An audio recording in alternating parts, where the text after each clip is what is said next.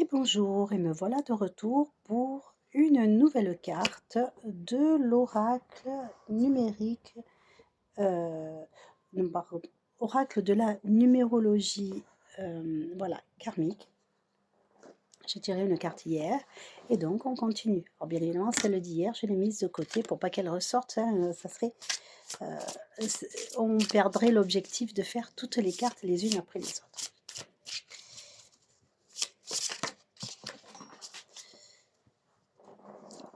Donc la carte qui est sortie.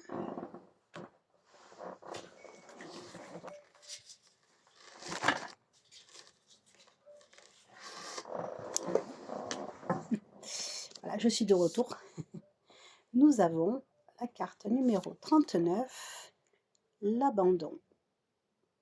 Alors, qu'est-ce qu'elle nous dit cette carte? On voit un arbre, on est encore près des arbres. Hier, on était près d'un arbre, et bien là, on est à nouveau avec un arbre. Et hier, c'était le 9, et là, c'est le 39. Donc, pour ceux à qui ça éveille quelque chose, le 3, le 9, la Trinité, et voilà. Donc, moi, je ne suis pas trop orientée numérologie. Donc, vous trouverez, les numérologues trouveront à préciser des choses. Vous pouvez le faire en commentaire, hein, pour les personnes qui maîtrisent la numérologie. Je vous encourage à mettre des commentaires, que ce soit vivant, et pour échanger sur ce 39. 39, l'abandon. La symbolique, il y a un arbre, un banc. Le paysage invite à la détente et au détachement. Est-ce pour autant un signe d'abandon ou de solitude? On est sur le même thème qu'hier, en fait. Vous êtes-vous abandonné au plaisir d'être seul un moment? Ou bien vous sentez-vous abandonné de tous? Et si le plus grand des abandons était de vous oublier? Voilà, donc là, la première des choses qu'on peut en dire, c'est qu'il y a 3 manières de voir la situation. La première, je reformule, hein, simplement pour l'instant. Donc il y a la première qui est de s'abandonner au plaisir et je dirais à la contemplation. La deuxième est de se sentir abandonné. Et donc on est comme hier, il y avait l'isolement, j'allais dire l'isolation, l'isolement et la solitude, et bien là on a l'abandon, hein. Se sentir abandonné, qui est autre chose que de s'abandonner soi-même, enfin s'abandonner à la contemplation. Et la troisième vision des choses, c'est de s'abandonner soi-même. Et donc en fait, là on peut retrouver des personnages qui vont foncer tête baissée dans la vie et qui oublient de faire attention à eux-mêmes. Peu importe comment c'est d'oublier de faire attention à soi-même. Ça peut être sur l'alimentation, ça peut être sur un excès de travail, ça peut être sur un excès festif aussi. Il y a plusieurs manières de s'abandonner. Ça veut dire ne pas... quand je me mets comme ça, c'est mieux. Voilà. Ça veut dire ne pas faire attention à soi et à nos propres besoins. Interprétation générale. Il ne s'agit pas forcément de l'abandon ressenti, mais bien de l'idée d'abandonner ce qui ne convient plus dans la vie du consultant. Ah ben voilà. Oh, il y avait un petit piège là. Peut-être vit-il dans l'illusion du bonheur. Cependant, si cet augure s'exprime, c'est qu'il est temps pour lui de passer à autre chose. Donc là, on nous parle ni de s'abandonner, euh, ni d'abandonner, de se sentir abandonné, mais bien d'abandonner ce qui nous pèse, d'abandonner ce qui gêne, abandonner ce qui bloque. Souvent, on le sait ce que c'est qui bloque et on le sait ce que c'est qui gêne. Et on a du mal à l'abandonner, hein. Mots-clés: abandon, zone de confort, convenance, détachement, illusion d'une vie qui convient, recul, déracinement. Alors, ça résonne très bien chez moi, hein. Par exemple, depuis que j'ai eu l'accident, j'ai une moto que j'ai du mal à conduire, mais je l'adore cette moto, il faudrait que je la vende. mais j'arrive pas à m'y résoudre. Je me dis qu'un jour, je vais pouvoir, mieux la maîtriser, mais mais voilà, c'est je pense qu'il va falloir que je me résolve à la céder à quelqu'un d'autre pour que quelqu'un d'autre puisse prendre du plaisir avec, puisque pour ma part, le plaisir, risque de devenir une contrainte. Temporalité, décembre, hiver. Correspondance physique, les souvenirs, la nostalgie. Et oui, parce que c'est pour ça qu'on retient les choses. On retient ce qu'on a vécu. Et ce qu'on a vécu fait partie des souvenirs. Et pour aller de l'avant, il faut savoir se souvenir des choses agréables, mais pour autant lâcher prise en se disant que ce qui est passé, quoi qu'il en soit, et ça ne reviendra pas. On ne, même si on remet en présence les mêmes personnages sur une scène, eh bien, des choses se sont passées pour chacun des personnages entre eux. La température ne sera pas la même, la luminosité ne sera pas la même. Il suffit qu'il y en ait un qui n'ait pas la même humeur et on n'aura pas le même résultat. Donc, ce qui nous dit aussi, il faut profiter de l'instant présent. Donc, les peurs et les blessures, c'est la peur de sortir de sa zone de confort. Hein. Beaucoup parlent de sortir de sa zone d'inconfort connu. C'est-à-dire qu'il y a des choses qui sont inconfortables, mais c'est ce qu'on connaît. Donc on y reste parce qu'on va avoir peur de l'inconnu et éventuellement du confort que l'inconnu pourrait nous amener. Donc on se met, quand on sort de sa zone de confort, on va aller vers quelque chose qu'on ne connaît pas et dont on ne sait pas si ça va nous plaire ou pas. Les blocages, difficultés à comprendre que les choses ont changé. C'est ce que je vous expliquais tout à l'heure. Déjà, là, maintenant, eh bien, c'est différent qu'il y a 7 minutes. Parce que vous avez commencé à m'écouter et moi, j'ai tiré une carte. Et à partir de là, eh bien, les choses sont différentes. Ce qu'on appelle l'effet papillon. Donc, les choses changent. Sur Terre, on est le propre de la planète Terre, de notre vie sur Terre, c'est l'impermanence. Voilà, j'allais dire l'imperméabilité. Excusez-moi. Donc, c'est l'impermanence. Donc, comme le monde est impermanent, regardez un arbre. Une année, il va fleurir début février. Une autre année, il va fleurir début avril. Eh bien, ça va être dû à quoi? À l'eau, à la météo, à la terre, à la température. Eh bien, c'est l'impermanence qui fait que les choses changent et on ne retrouve jamais exactement la même chose. Et c'est pour ça hein, que, et on le sait, c'est pour ça que je ne veux pas laisser partir ma moto.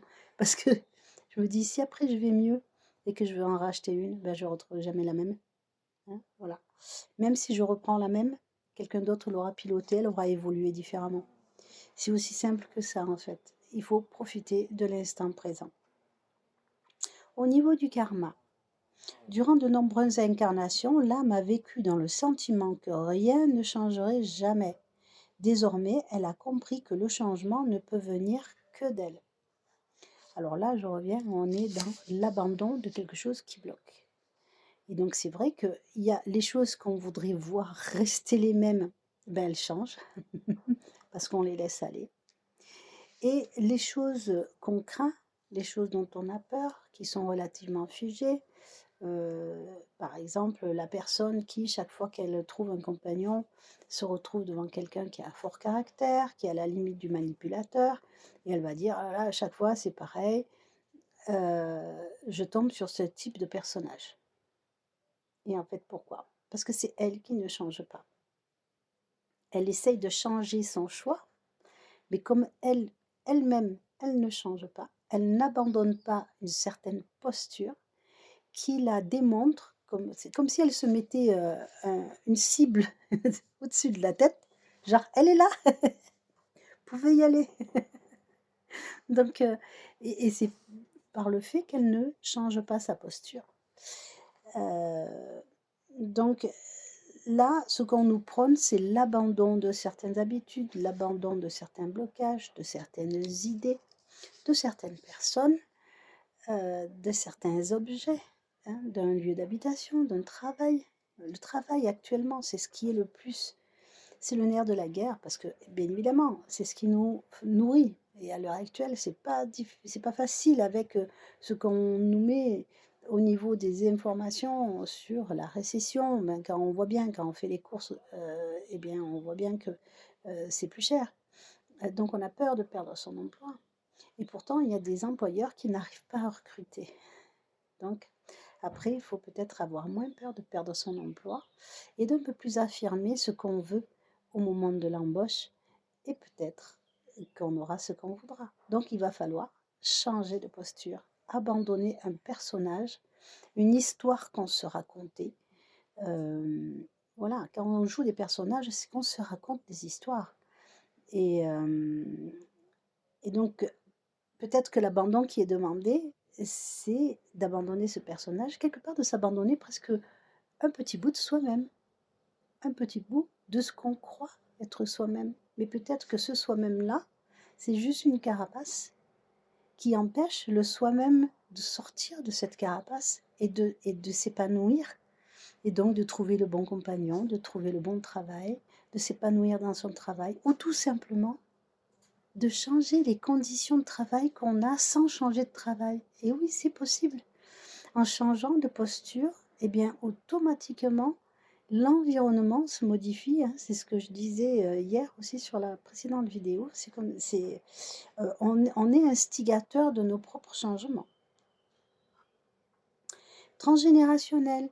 Au fil de son histoire, la famille du consultant a régulièrement dû abandonner des acquisitions, biens et personnes pour pouvoir avancer. Le consultant doit désormais abandonner ce qui ne lui convient plus.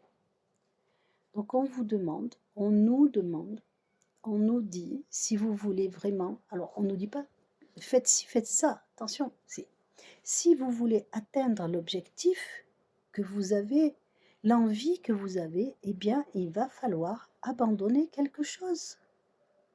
À chacun de trouver ce qu'il a à abandonner.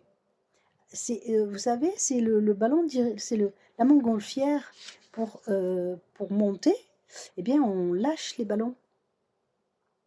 Donc, en fait, on lâche les ballots, pas les ballons, on lâche les ballots, les sacs de sable.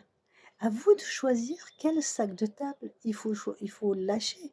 Attention, il ne faut pas tous les lâcher. Sinon, le ballon, il pourrait aller très haut, très très haut, voyez. Et c'est peut-être pas ce que vous souhaitez. Donc, il faut choisir le sac de sable que vous voulez abandonner pour pouvoir monter à la hauteur que vous souhaitez. Et c'est toujours pareil, c'est nous qui décidons. Chacun décide pour soi-même. Il ne faut pas aller écouter ce que les autres disent. La vie des autres, c'est la vie des autres. Donc, ce que l'un pourrait percevoir comme une erreur est bien pour vous. Mais ce que l'un pourrait percevoir comme étant bien pour vous pourrait être une erreur. Donc, il faut bien prendre garde à prendre des décisions qui nous concernent, pour nous et par nous. Clé, redéfinir clairement ses attentes par rapport à l'autre. Ça revient à ce que je disais. Invitation de l'augure, redéfinis ta vie et vérifie ce qui t'empêche de trouver l'équilibre. Et moi, je dirais de trouver ton équilibre. Parce qu'en fait, c'est à chacun de trouver son propre équilibre. Il est inutile de regarder l'autre et de l'envier sur l'équilibre qu'il a. Parce qu'il a l'équilibre qui lui convient. Mais peut-être que cet équilibre-là ne nous conviendrait pas. Donc en fait, à chacun de trouver l'équilibre qui nous convienne. Et pour ça, de prendre ou abandonner les lestes. Vous savez, comme l'équilibriste qui est sur son petit vélo, là, sur le câble, hein, dans les cirques. Je ne sais pas si vous voyez à quelle image je fais allusion. Et il y a un moment donné où on va monter, baisser le bras, on va ajuster notre posture pour obtenir l'effet escompté, c'est-à-dire avoir notre équilibre. Je trouve que l'image est pas mal, elle décrit bien ce dont il s'agit. Voilà, si vous avez aimé, mettez un pouce, vous pouvez vous abonner, partager autant que vous pouvez, hein. On est dans le partage aujourd'hui. Ça paraît rien. Moi aussi, j'ai l'impression que c'est pas grand-chose, ces petits tirages de cartes, voilà. Mais sait-on jamais, on peut avoir quelqu'un qui a besoin de mettre des mots sur quelque chose qu'elle ressent au fond de soi. On peut ressentir des choses sans arriver à mettre un mot dessus. Et c'est quand on entend quelqu'un prononcer ce mot-là et qu'on dit: «Ah mais oui, c'est ça, c'est bien sûr. Ah ben oui, mais c'est bête comme chou et j'y ai pas pensé». Voilà. Eh bien, je vous souhaite une excellente journée avec ce beau soleil. Il faut en profiter, hein. La semaine prochaine, c'est à ce qui paraît, la météo nous annonce un peu plus de nuages. Donc, profitons, profitons. Voilà, avec le chapeau, parce que le soleil du printemps enrhume. Ça, c'est ma mère qui disait ça. Mettez les chapeaux. Voilà. Bon, allez, je m'égare. Belle fin de journée à vous et à très bientôt. Au revoir.